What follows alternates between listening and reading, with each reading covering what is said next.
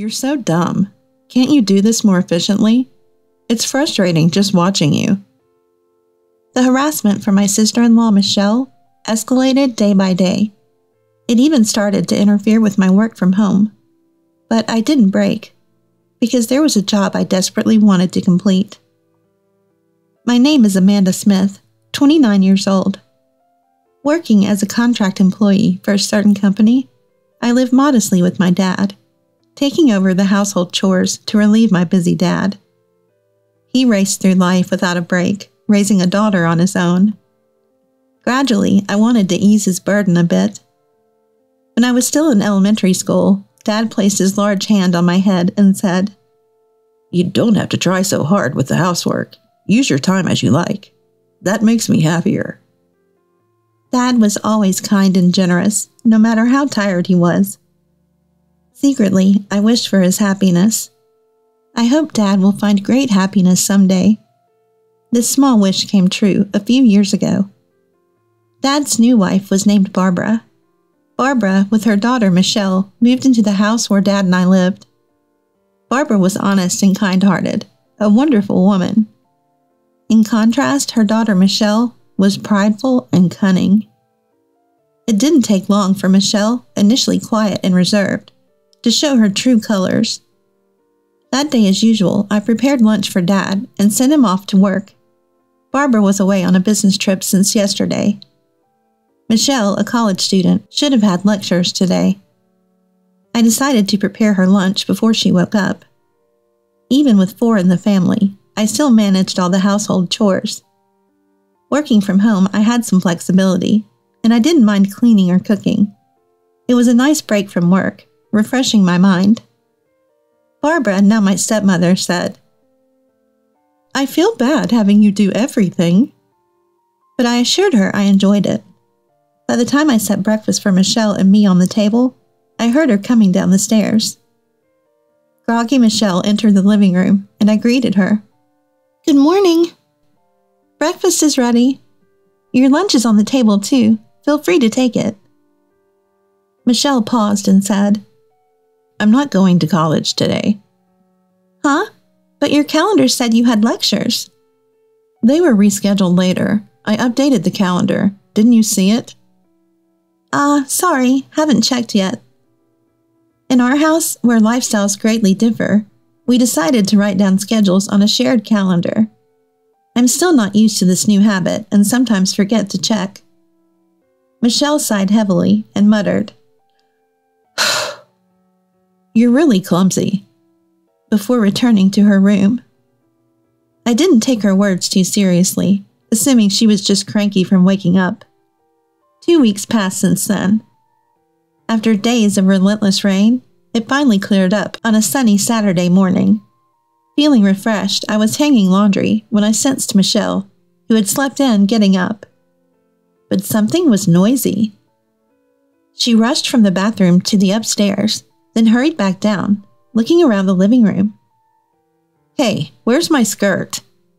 Michelle's demanding tone was suddenly directed at me. "Skirt? If you mean the one in the laundry basket yesterday, I'm about to hang it." "No, the one I asked you to wash separately 2 days ago. I told you at dinner, remember?" "Oh, that one. It had a small tear, so I decided to mend it before washing separately. I finished mending it last night, and it's in the washer now." "What? Didn't you listen to me? I said I needed it washed early because I'm wearing it today. Are you even listening?" I was at a loss for words. Indeed, she had asked to wash that long skirt separately, but I wasn't informed she needed it today. I recalled our conversation from 2 nights ago. "I want to wear it next Saturday, so please wash it by then." "Next as in next week?" Yeah. Don't make me repeat myself." Michelle ended the conversation abruptly, playing with her phone. That's when the misunderstanding occurred. And it was Michelle who hadn't listened properly. Though I had no reason to be blamed, I didn't want to argue and said, "Sorry, I misunderstood the date." But Michelle, standing before me, glared with a disdainful look. "Think an apology solves everything?" This is why I hate dumb people. Having a high school graduate sister is just unbearable. Can't even manage household stuff properly. Michelle attends an elite university known nationwide. Our worlds are different. Yet I had hoped we'd get along, now that we're family. Just to be clear, I never thought of you as family from the start. Michelle said mockingly, with a disturbing smile.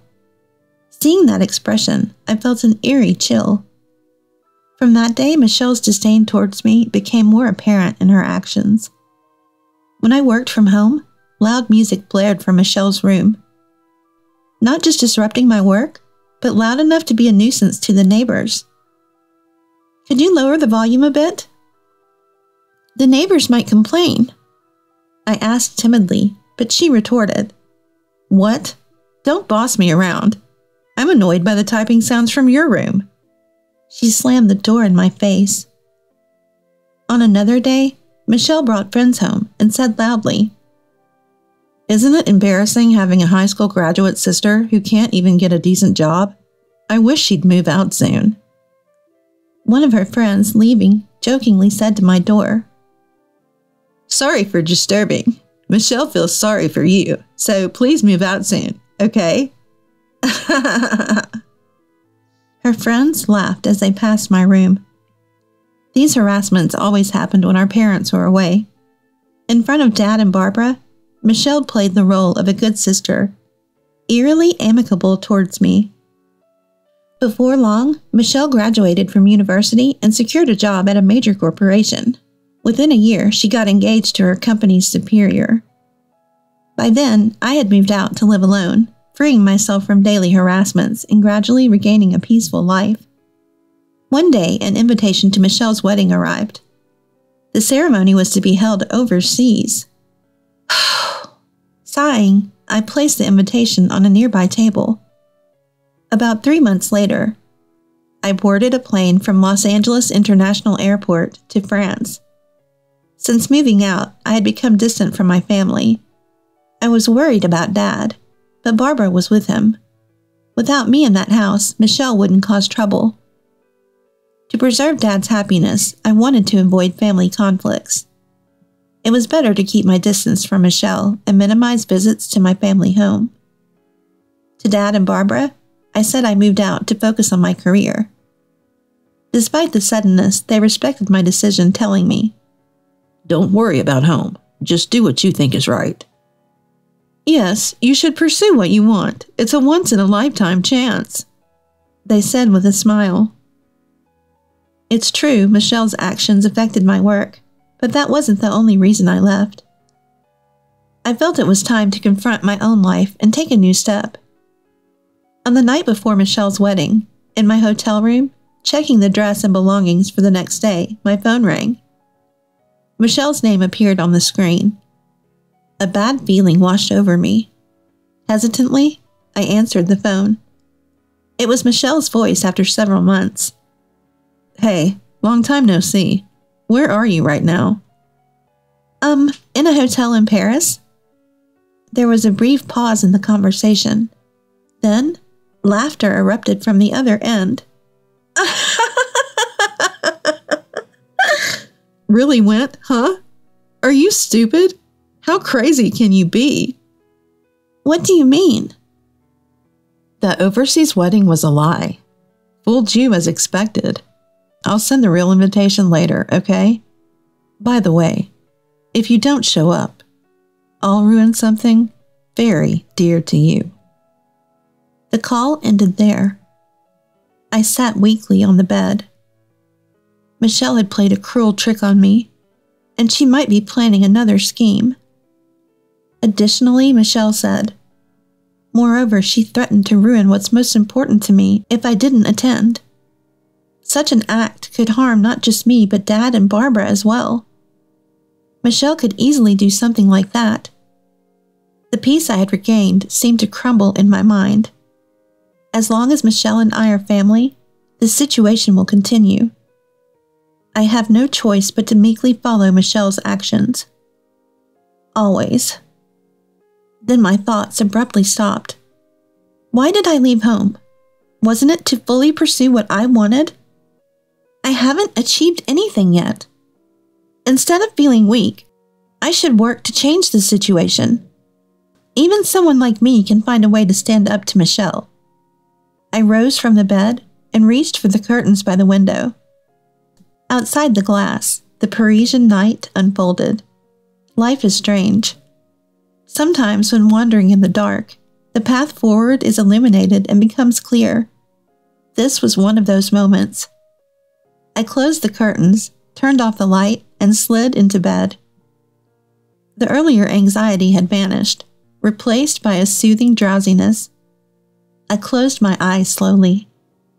Eventually, I spent about a week in France, taking the opportunity to enjoy sightseeing before returning home.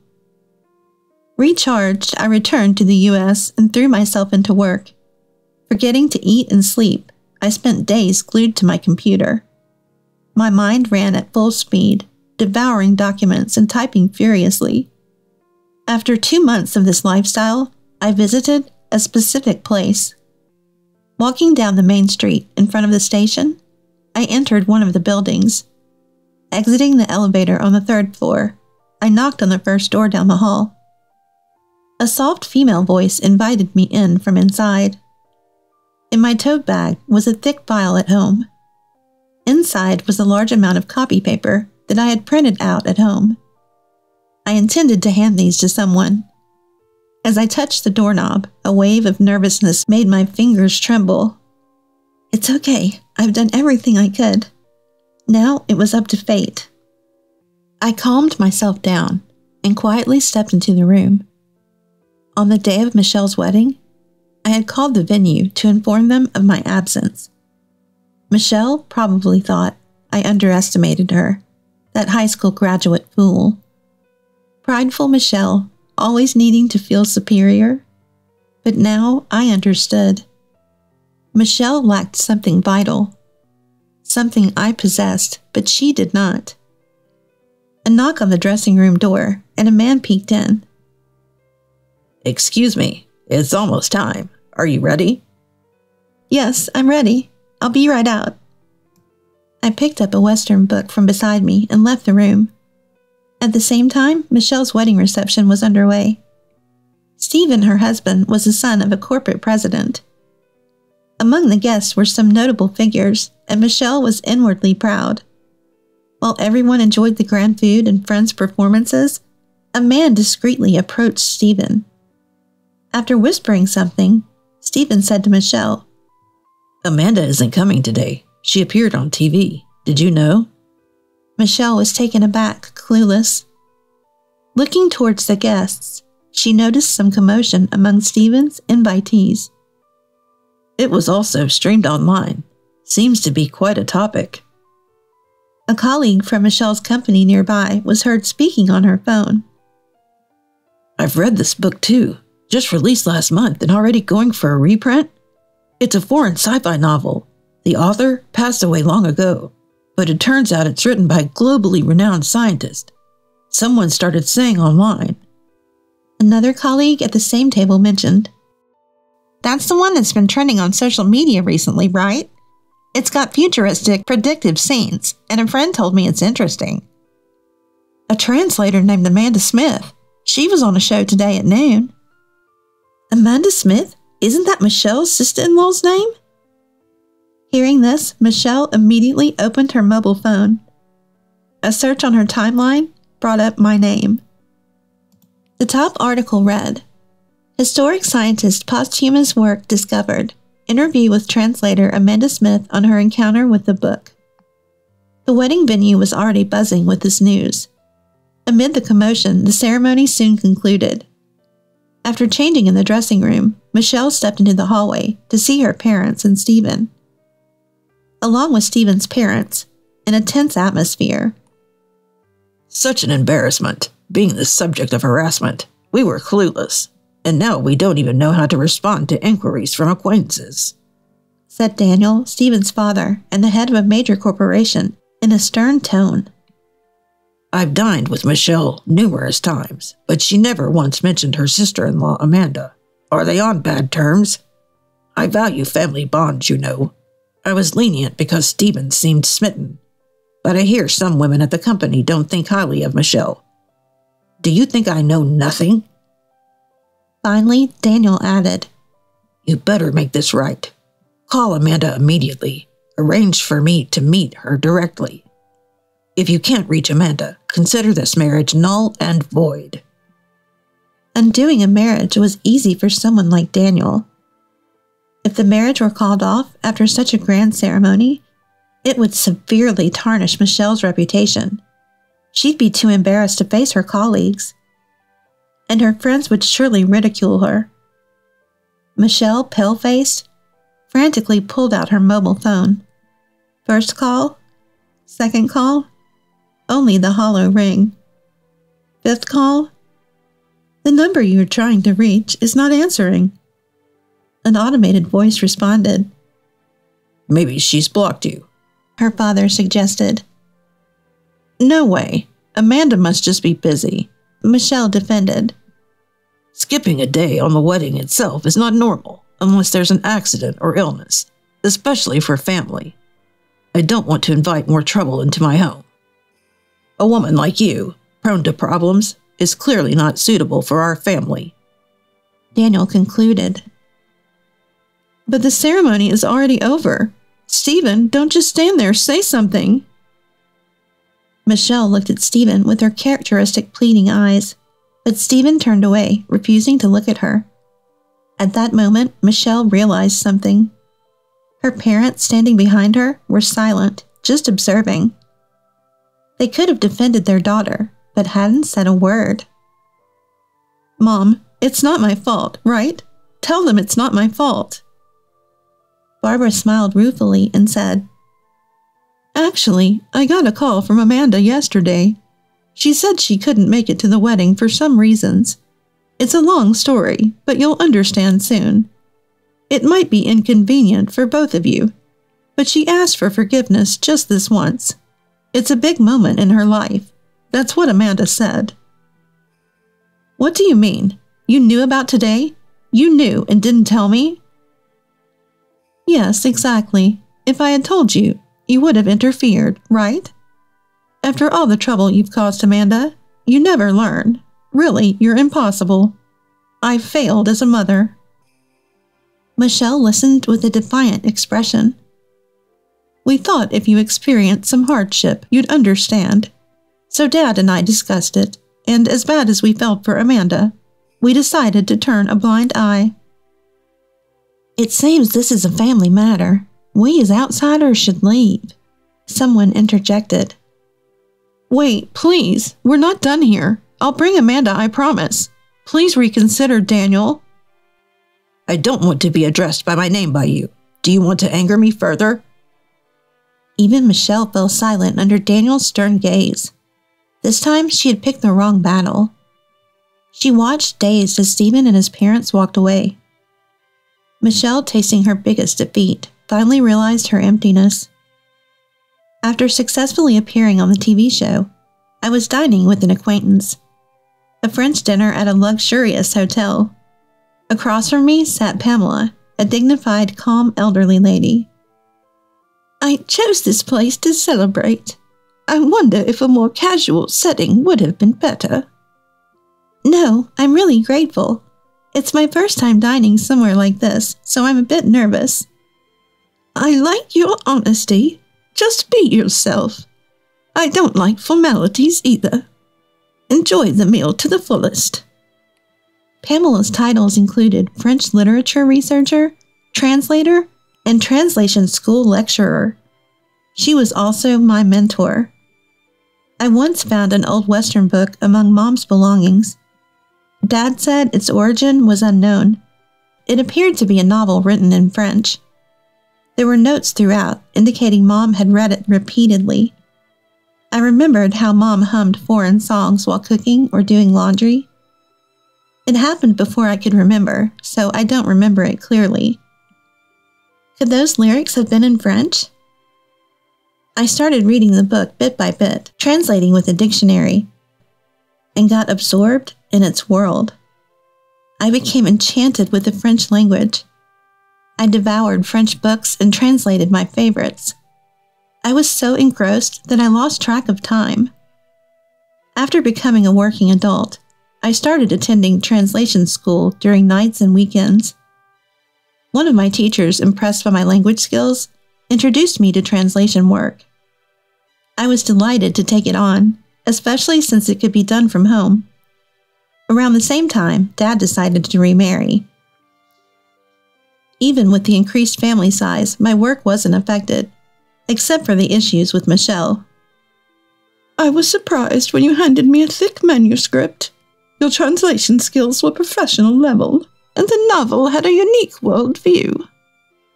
I had been translating for years, but I was never quite satisfied with my work. It took a long time, but completing it helped me grow mentally. Yes, translation is a battle with oneself. Each completed work feels like shedding a skin. It's fascinating. I agree. That's why I can't stop. Pamela smiled warmly upon hearing my words. It's a blessing to have something you want to pursue passionately in life.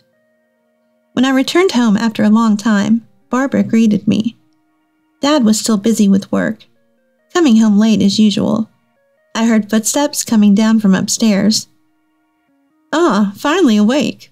Michelle, you have a part-time job today. After the wedding cancellation and leaving her job, Michelle seemed to have been staying home. Barbara had told her, "How long will you sulk? Do you want to live miserably like this forever? If you don't want to start over, you better leave this house." Worried about being kicked out, Michelle reluctantly started looking for part-time work and settled on a grocery store clerk position. As Michelle passed by the living room, she glanced at me awkwardly and hurried out the door. "Amanda, you're going overseas for work, right? You said something about a potential contract with a new author?" "Yes, it looks like it's going to be finalized, but they want to meet in person." "That's great. I'm relieved to hear your translation work is going well. Take care, and I'm looking forward to the souvenirs." Barbara's innocent smile made me smile too. Continuing to do what I love is enough for me. I thought it was that simple. My ability to become a translator was because I maintained a pure heart. It's a gift from Mom in heaven. A talent to enjoy life to the fullest. On my way back from my parents' house, I passed by a dogwood tree. Stopping to look, I saw many buds waiting to bloom. Surely, I'm just getting started too. Blooming one flower at a time, I'll continue on my path. As the gentle spring breeze blew, I started walking again.